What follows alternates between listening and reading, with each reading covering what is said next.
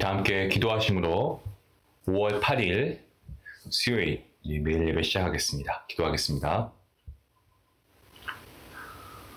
오늘도 우리를 도우시고 우리에게 힘주시는 에베네셀의 하나님, 오늘도 하나님께 모든 영광과 찬양과 경배를 올려드립니다. 오늘도 우리가 매일 예배를 통하여서 드리는 찬양과 기도를 받아주시고 오직 하나님의 이름을 높여드리는 귀한 예배가 되게 허락해 주시옵소서. 오늘의 예배가 하나님의 영광과 그리스도의 존귀하심과 성령 하나님의 임재하심이 충만한 시간이 될 수 있기를 간절히 기도합니다.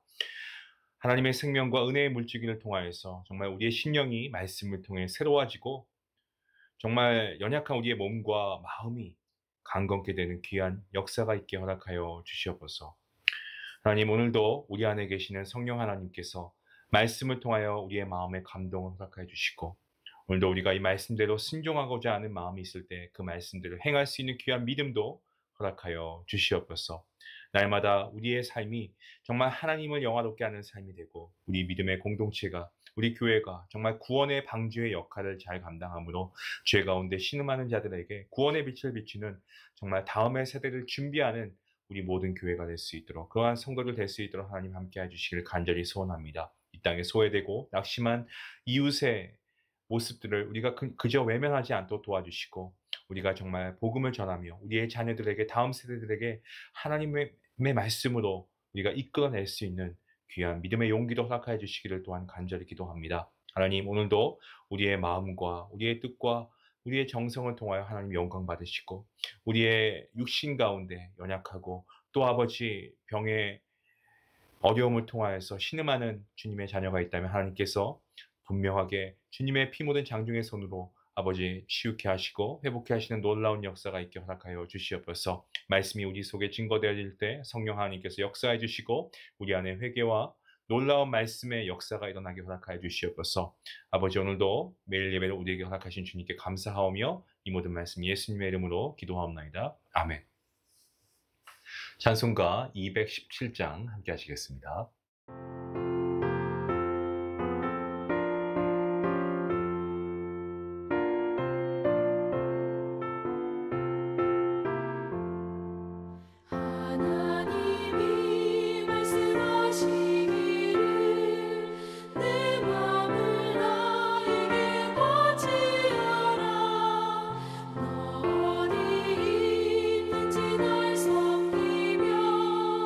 기쁘게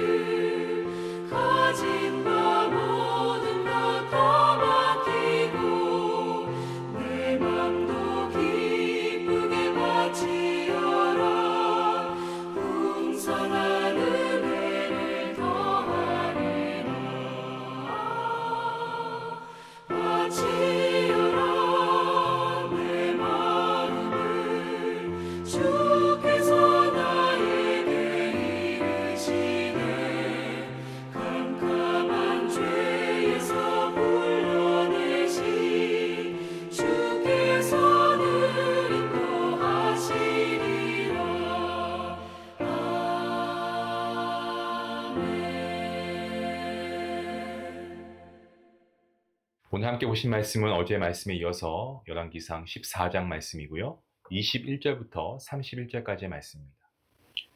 구약성경 열왕기상 14장 21절부터 31절까지의 말씀. 우리 함께 말씀을 읽도록 하겠습니다. 우리 21절 말씀부터 함께 보겠습니다.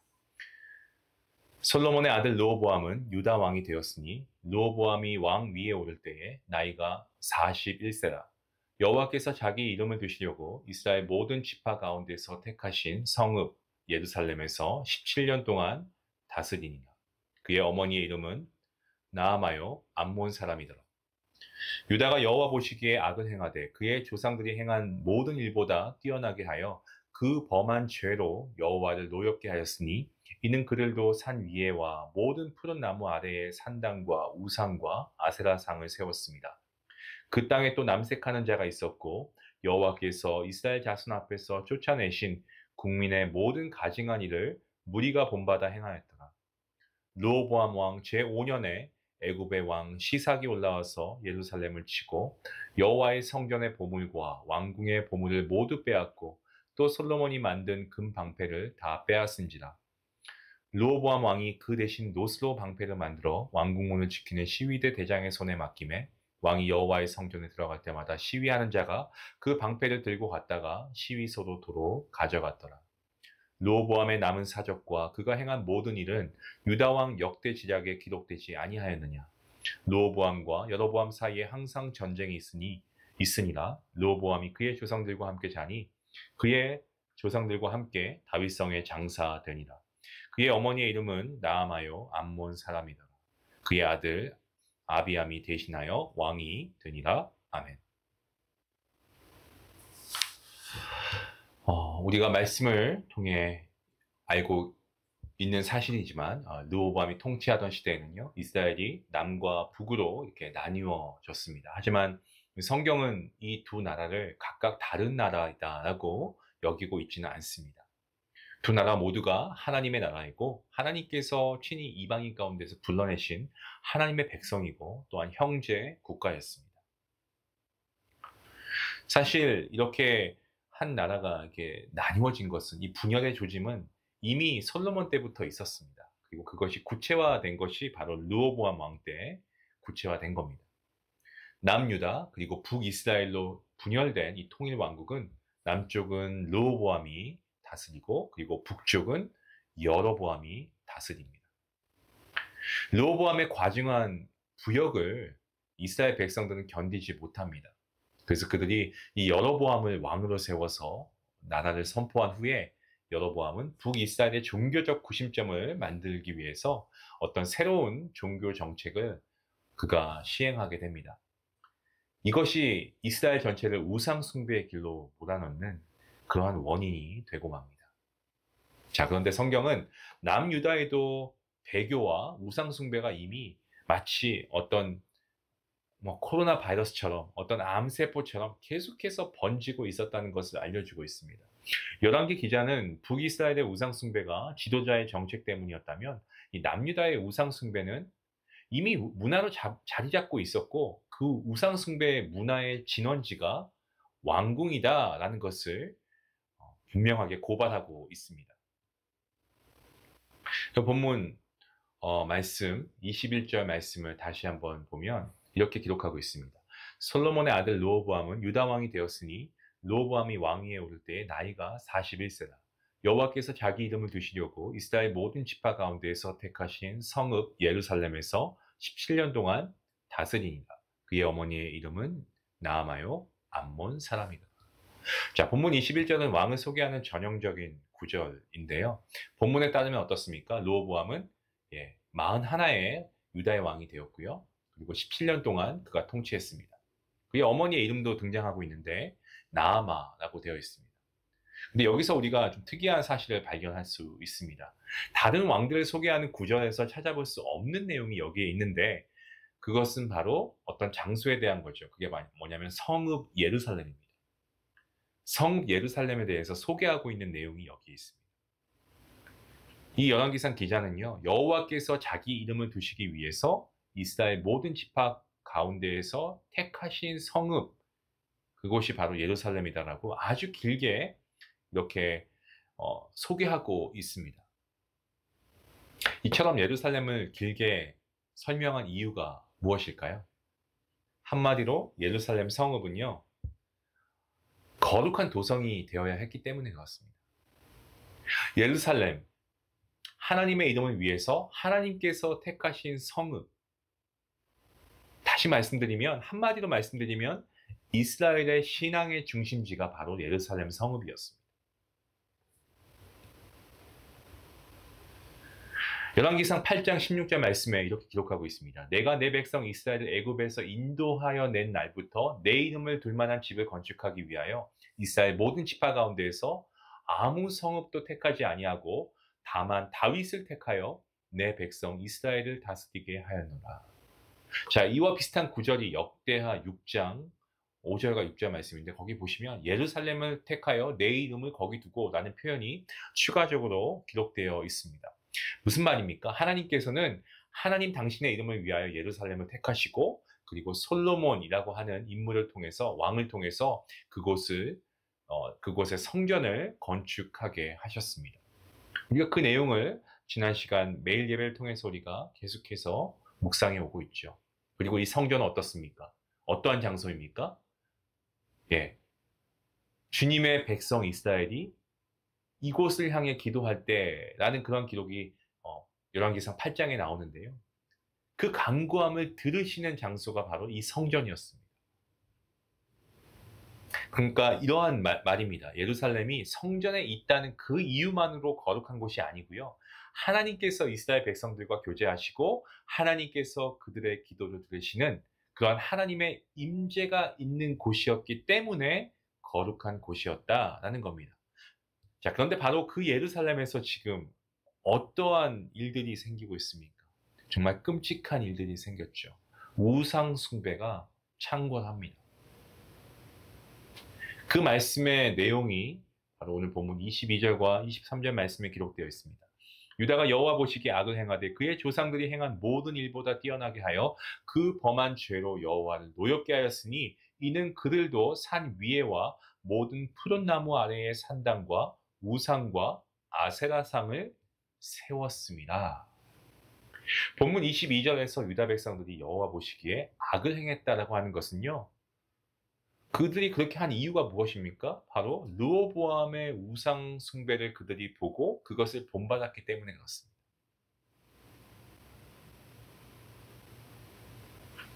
이 사실은 역대하서 12장 1절에서 확인할 수 있습니다. 기록되어 있는 말씀이 이런데요. 르호보암의 나라가 견고하고 세력이 강해지매 그가 여호와의 율법을 버리니 온 이스라엘이 본받은지라. 자, 분명하게 성경에 이렇게 기록하고 있습니다. 백성들이 르호보암을 본받고 우상 숭배를 하게 된 겁니다.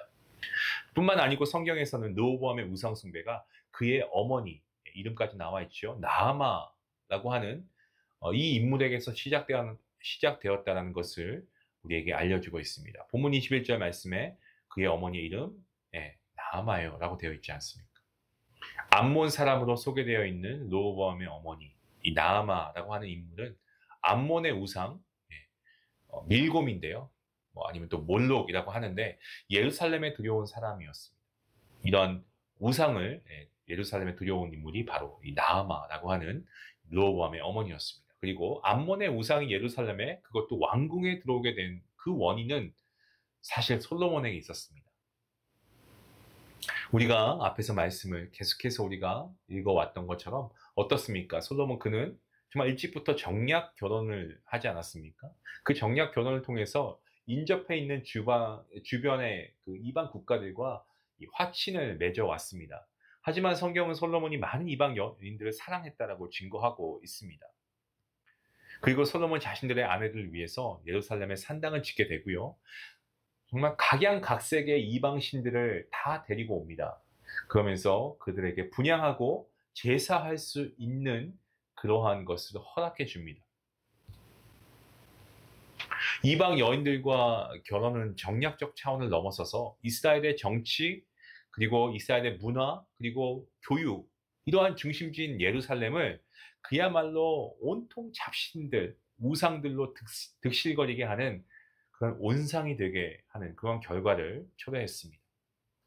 이방 여인 나아마의 아들이었던 르호보암은 이러한 우상 숭배의 온실 가운데 자랐고요. 그가 왕이 된 이후에는 모든 유다 백성들로 하여금 오늘 말씀처럼 산 위에와 모든 푸른 나무 아래 뭐 산당, 우상, 아세라상 이런 것들을 세우게 한 것입니다.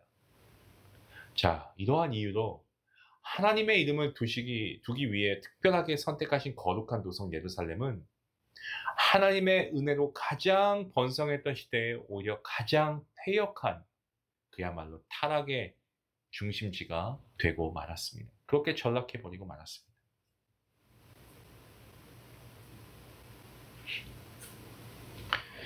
오늘 본문 25절부터 28절까지 말씀을 보시면 하나님께서는 이집트의 왕 시삭에게 더 이상 거룩한 도성일 수 없는 예루살렘을 치게 허락하십니다.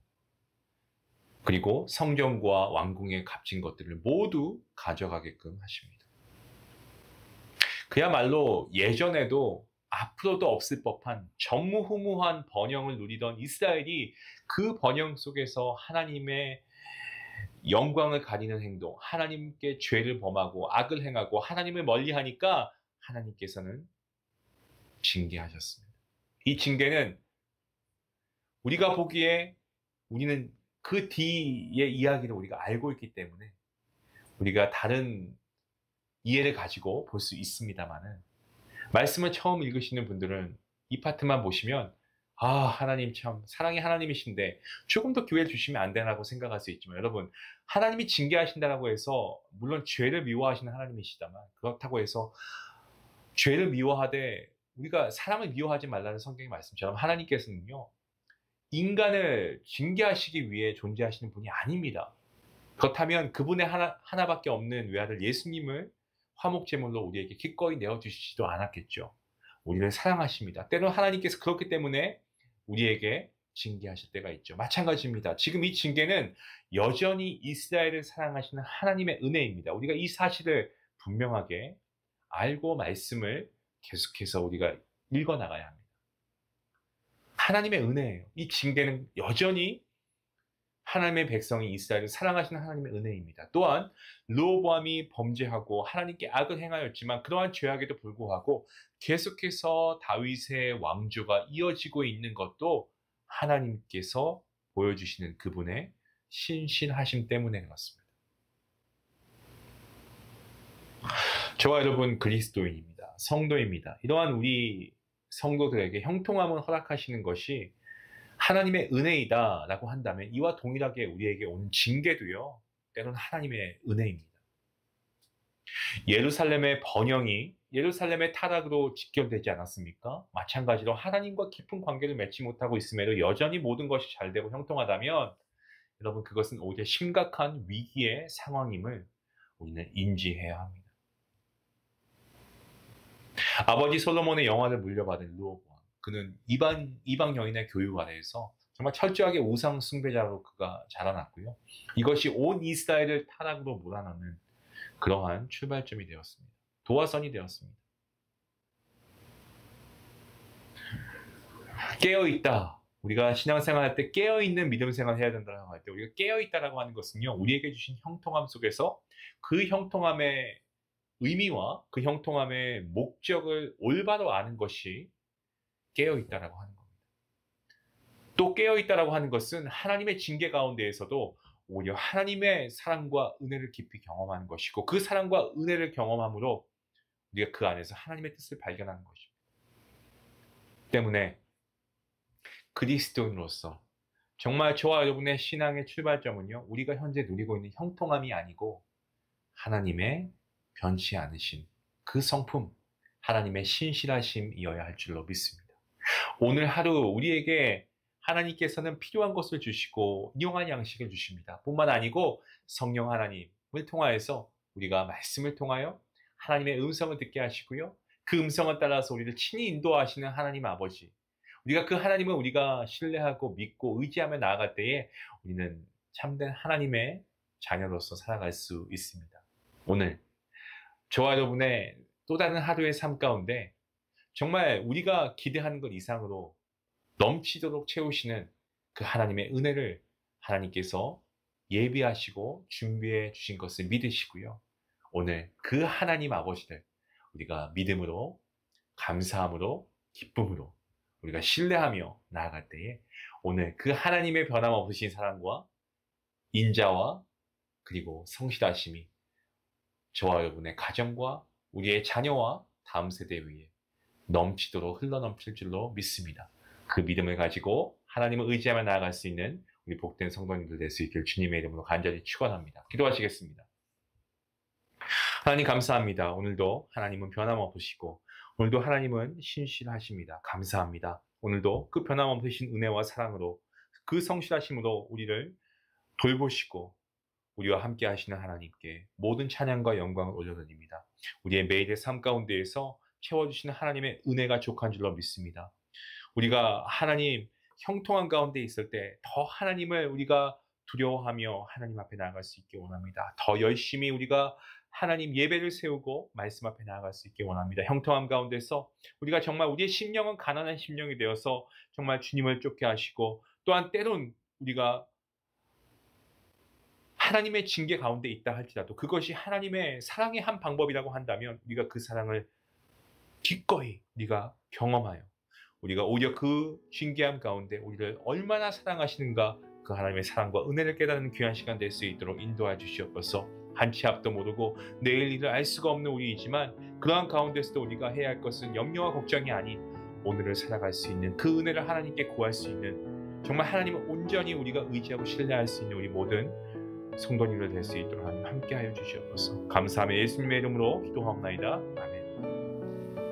오늘 말씀 가운데 주시는 은혜가 족한 줄로 믿습니다. 날마다 깨어있길 원하고 정말 우리 하나님은 신실하신 하나님이십니다. 그 하나님과 함께 동행할 수 있는 여러분의 삶이 될 수 있기를 원합니다. 우리 같이 말씀 생각하시면서 함께 기도하시겠습니다.